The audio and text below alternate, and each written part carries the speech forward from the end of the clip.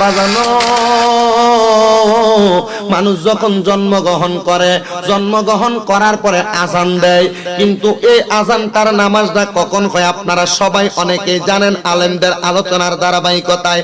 আপনি যখন ইন্তেকাল করেন, ইন্তেকাল করার পরে যখন 4 তাকবীরের সহিত একটা নামাজ হয় জানাজার নামাজ, ওই নামাজটা কিন্তু ওই সময় আপনার নামাজ আদায় হয়ে যায়।